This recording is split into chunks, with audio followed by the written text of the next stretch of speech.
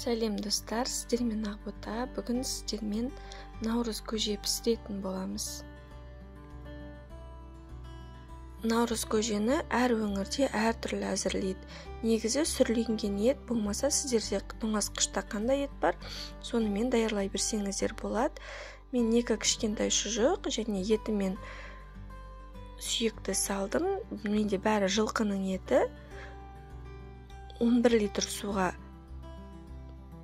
етімізді саламыз, 2 сағаттай піскенше пісіріп алатын боламыз.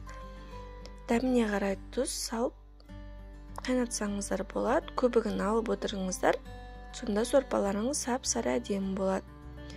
Ол уақытта менде дүкенде қатты сөкпеңіздер, жүгері және фасоль піспеген күйінде таба алмадым. 2-3 дүкенге бардым, жақында босанған болғандықтан.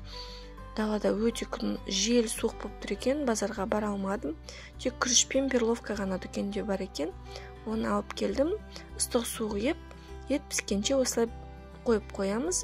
Біздің дәндеріміз жібіп тұратын болады. Қайнап жатырған етімізді көбігін алып отыратын боламыз. Көбік араласып кетпесін, сонда сорпаңыз мөлдір болып әдемі болып піседі, дайын болады. Піскен етімізді шығарып алдық.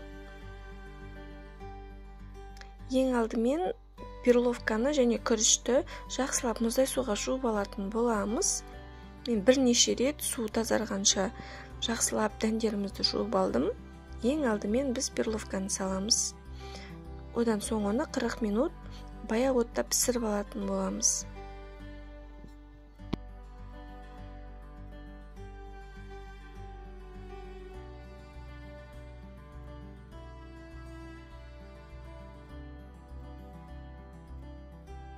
Кейін күрішті салып, тағы да 25 минуттай пісіріп аламыз. Ал консервадағы дәндерімізді ақ фасоль, қызыл фасоль және жүгері.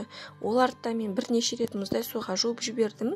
Және де 3 минуттай сорпамызға салып, оларды да қайнатып алдым. Және кадрға түспей қалыпты. Дәміне қарай тағы да тұз және қара бұрыш істептім. Және де 1,5 литр қайнап тұрған су құйдым. Одан соң біз көжеміздің астын сөндіреміз. Етімізді турап алдық. Мен бір шұжықты кішкентай болған соң турап салдым және еттерімізді турап ең соңында салатын боламыз. Және де дәміне қарай құрт және де айран құйсаңыздар болады.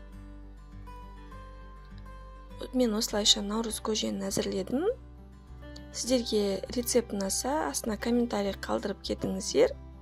Және де сіздердің өңірлеріңізде қалай наурыз көже әзірлейді жазып кетсеңіздер болады. Сұрақтарыңыз болса, астына жазып кетіңіздер. Мен міндетті түрде жауап беретін болам. Астарыңыз дәмді болсын. Сіздерге ұнаса, каналға тіркеліп лайк басуды ұмытпаңыздар. Сіздермен болған Ақбота. Астарыңыз дәмді болсын. Наурыз мерекесі құтты болсын.